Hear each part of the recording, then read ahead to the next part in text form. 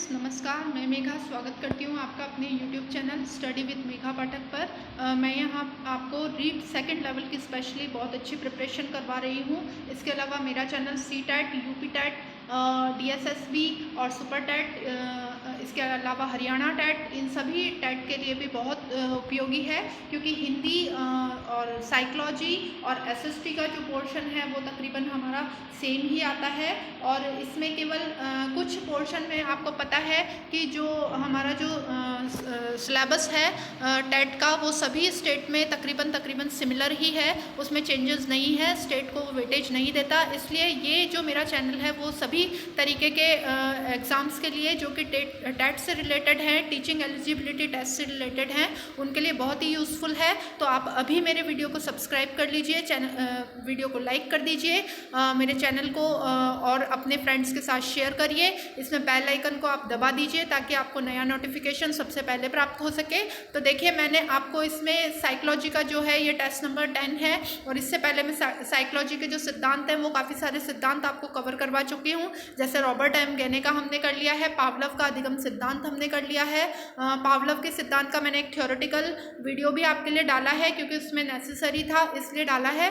बाकी की जो प्रिपरेशन है मैं ऑब्जेक्टिव फॉर्म में ही आपको करवाने वाली हूँ, और कई तरीके के हमने और भी सिद्धांत जो कवर कर लिए हैं। आज मैं आपके लिए थार्नडाइक का अधिगम सिद्धांत लेकर के आई हूँ। तो देखिए, स्टार्ट करते हैं। क्वेश्चन नंबर 1 है, निम्न में से थार्नडाइक का अधिगम सिद्धांत कौन सा नहीं है। तो देखिए, थार्नडाइक के अधिगम सिद्धांत कौन सा नहीं है, ये पूछ रहा है।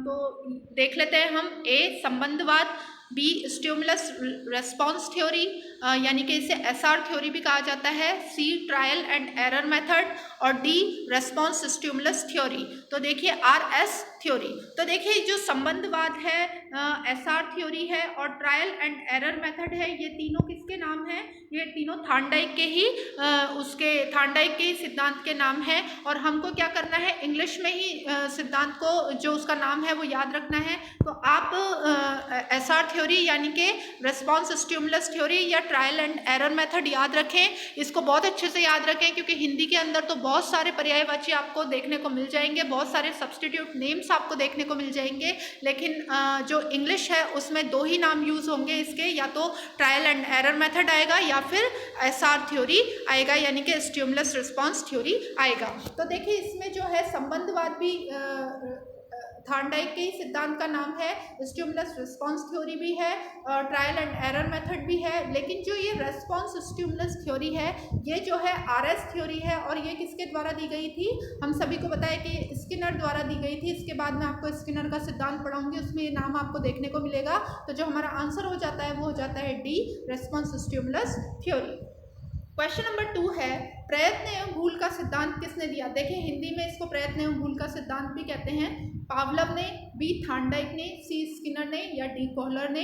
तो देखिए, नेचुरल सी बात है कि हम इसके बारे में पढ़ रहे हैं, तो ये सिद्धांत जो दिया था वो थार्नडाइक ने दिया था। तो आप अच्छे से ये याद रखें, ये आया हुआ क्वेश्चन है, इसे अच्छे से याद रखें अपने माइंड में। लेकिन आजकल क्या है कि वो सीधे प्रयत्न एवं भूल का सिद्धांत ना दे करके इसके बहुत सारे जो नाम है, ट्रायल एंड एरर मेथड, प्रयत्न एवं त्रुटि का सिद्धांत, संबंधवाद, इस तरीके के नाम ये दे देता है, तो हम वहाँ पर कंफ्यूज हो जाते हैं। इसीलिए मैं आपको कह रही हूँ कि आप इंग्लिश के नेम्स इनके याद रखें, क्योंकि इंग्लिश में किसी भी सिद्धांत का या तो एक ही नाम है या फिर ज़्यादा से ज़्यादा 2 नाम है, जो कि याद रखने में सुविधाजनक है, और हिंदी के नाम याद रखना ज़्यादा डिफिकल्ट है और कन्फ्यूज़न भी ज़्यादा होता है। इसलिए हम इंग्लिश से ही जो साइकोलॉजी है उसके अंतर्गत इंग्लिश से ही चलेंगे। तो इसका आंसर हो जाता है बी।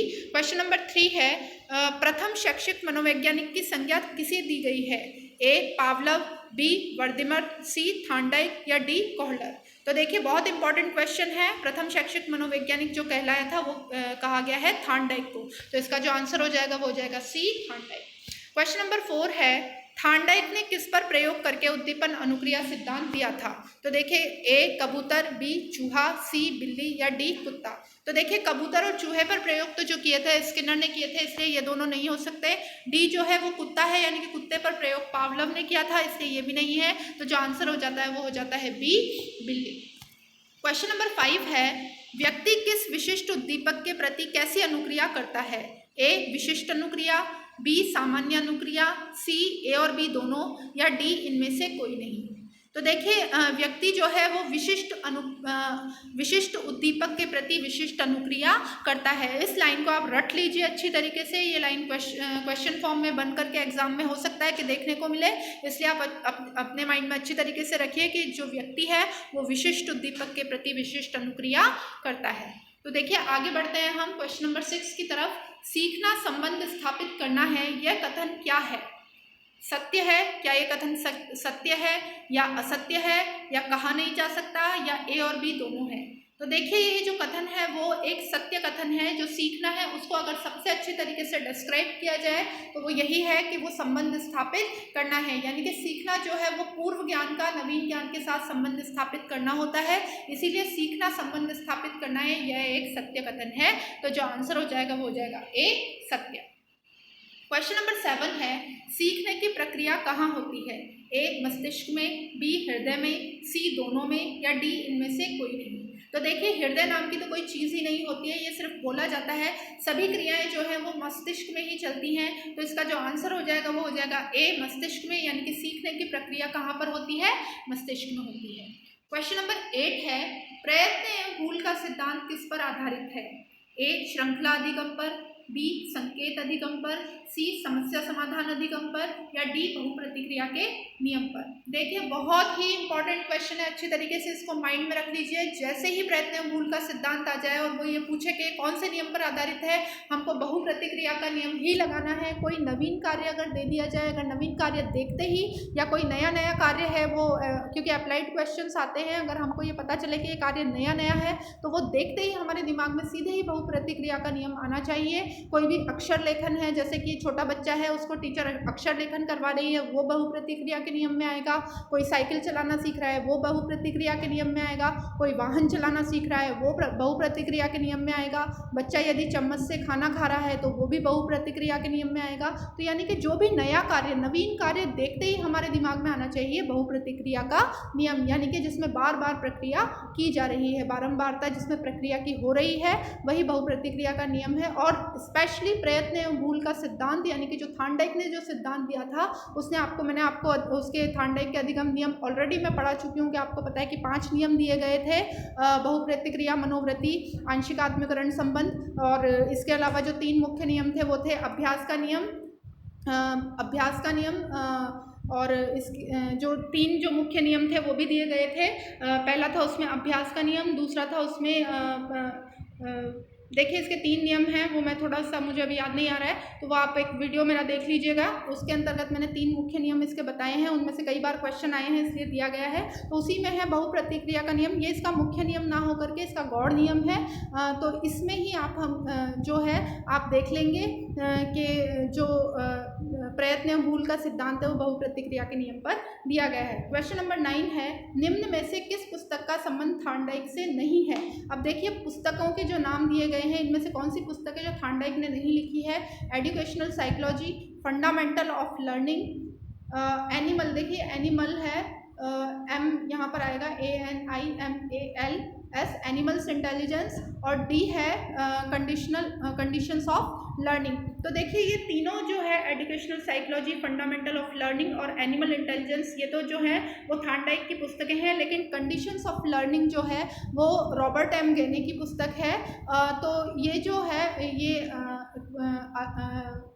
थार्नडाइक से संबंधित पुस्तक नहीं है, इसलिए जो इसका आंसर हो जाएगा वो हो जाएगा डी, कंडीशंस ऑफ लर्निंग। तो देखिए क्वेश्चन नंबर 10 है, पशु मनोविज्ञान का पितामह किसे कहा जाता है? बहुत ही इंपॉर्टेंट क्वेश्चन है, नया क्वेश्चन है, ये आपको देखने को नहीं मिलेगा कहीं पर भी, हो सकता है किसी अधिकतर जो नोट्स हैं उनमें भी आपको नहीं देखने को मिलेगा, और गाइड वगैरह में तो सवाल ही पैदा नहीं होता, क्योंकि ये मैंने जो उठाया है ये क्वेश्चन, ये मैंने आपके माध्यमिक शिक्षा बोर्ड की जो 11th-12th की बुक है उनमें से लिया है, और हमारा जो पेपर है वो माध्यमिक शिक्षा बोर्ड ही बनाने वाला है। तो देखिए जो इसका आंसर है वो है डी, थार्नडाइक। जो पशु मनोविज्ञान का पितामह है वो थार्नडाइक को कहा जाता है। क्वेश्चन नंबर 11 है, करके सीखना का सिद्धांत किसकी देन है? ए थार्नडाइक की, बी टिचनर की, सी, ये सी है, सी विलियम वुंड की, या डी जॉन ड्यूई की। देखिए, करके सीखने का जो सिद्धांत है वो जॉन ड्यूई ने दिया था, तो इसका जो आंसर हो जाएगा वो हो जाएगा डी, लर्निंग बाय डूइंग। आपको अच्छे से पता है कि आजकल हमारी जो शिक्षा पद्धति है वो इसी पर आधारित है, लर्निंग बाय डूइंग, और वो सिद्धांत दिया था जॉन ड्यूई। तो इसका आंसर है डी। अब देखिए नेक्स्ट क्वेश्चन है, क्वेश्चन नंबर 12। जॉन ड्यूई क्या नहीं था? ए दार्शनिक, बी प्रबंधक, सी शिक्षाविद, या डी मनोवैज्ञानिक। तो देखिए जो इसका आंसर है वो है डी मनोवैज्ञानिक। जो जॉन ड्यूई था वो दार्शनिक, प्रबंधक, शिक्षाविद तीनों था, लेकिन मनोवैज्ञानिक नहीं था। और हम क्योंकि साइकोलॉजी पढ़ते हैं तो हमारे यहाँ अधिकतर जो माइंड में है क्वेश्चन देखते ही सीधे दिमाग में जो आंसर आएगा वो आएगा मनोवैज्ञानिक, जो कि गलत आंसर है। तो इसलिए आप याद रखिए कि जो जॉन ड्यूई था वो एक दार्शनिक, प्रबंधक और शिक्षाविद तो था, लेकिन एक मनोवैज्ञानिक नहीं था। क्वेश्चन नंबर 13 है, शिक्षा को त्रिमुखी प्रक्रिया किसने बताया? बहुत ही इंपॉर्टेंट क्वेश्चन है, आ चुका है, फर्स्ट ग्रेड में आ चुका है, सेकंड ग्रेड में देखने को मिला है, एक बार रीट के एग्जाम में देखने को मिला है, सीटेट में सैकड़ों बार ये क्वेश्चन पूछा गया है। ये बहुत ही इंपॉर्टेंट क्वेश्चन है, आप अच्छी तरीके से इसको देखें। तो जो त्रिमुखी प्रक्रिया है वो जॉन ड्यूई की देन है, और इसका जो आंसर है वो सी है, जॉन ड्यूई। शिक्षा को त्रिमुखी प्रक्रिया जो बताया था वो जॉन ड्यूई ने बताया था। क्वेश्चन नंबर 14 है, जॉन ड्यूई की त्रिमुखी प्रक्रिया में कौन शामिल नहीं है? ए छात्र, बी शिक्षक, सी पाठ्यक्रम, और डी विद्यालय। तो देखिए जो विद्यालय है वो इसकी त्रिमुखी प्रक्रिया में शामिल नहीं है। जॉन ड्यूई ने छात्र को आश्रित चर बताया है, शिक्षक को स्वतंत्र चर बताया है, और जो पाठ्यक्रम है उसे मध्यस्थ चर बताया है। ये अच्छी तरीके से आप याद रखिए। क्वेश्चन नंबर 13 और 14 बहुत ही इंपॉर्टेंट क्वेश्चन है, कई बार लेक्चरर ग्रेड में देखे गए हैं, सीटेट में सैकड़ों बार देखे गए हैं, बाहर के जो एग्जाम हैं एमपी टेट, यूपी टेट, इनमें कई बार देखा गया है, डीएसएसबी के एग्जाम में इस क्वेश्चन को देखा गया है। तो ये बहुत ही इंपॉर्टेंट क्वेश्चन है, आप अच्छी तरीके से अपने माइंड में रखिए। और इसमें जो त्रिमुखी प्रक्रिया है इसमें 3 चर हैं, छात्र, शिक्षक और पाठ्यक्रम, इसको भी आप दिमाग में रखिए। कई बार ये पूछ लेता है कि शिक्षक है वो किस तरह का किस तरीके का चर है, तो वो स्वतंत्र चर है, छात्र जो है वो आश्रित चर है, और पाठ्यक्रम जो है वो मध्यस्थ चर है। तो इसका जो आंसर हो जाएगा डी, क्योंकि ये पूछ रहा है कौन शामिल नहीं है। तो चलिए आगे बढ़ते हैं, और ये हमारा लास्ट क्वेश्चन है, क्वेश्चन नंबर 15।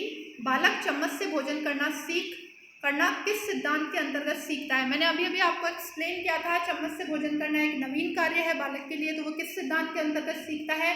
नियम तो कौन सा लगेगा? बहुप्रतिक्रिया का नियम। और जो सिद्धांत लगेगा वो किसके अंतर्गत आएगा? वो आएगा प्रयत्न मूल का सिद्धांत। तो जो आंसर हो जाएगा वो हो जाएगा ए, प्रयत्न मूल का सिद्धांत। तो देखिए यहीं तक ये क्वेश्चन थे, इसमें आपका पूरा थार्नडाइक का जो अधिगम सिद्धांत है वो कवर होता है। नेक्स्ट मैं आपके लिए स्किनर का जो अधिगम सिद्धांत है वो लेकर के आऊँगी। तो मिलते हैं नेक्स्ट वीडियो में, धन्यवाद।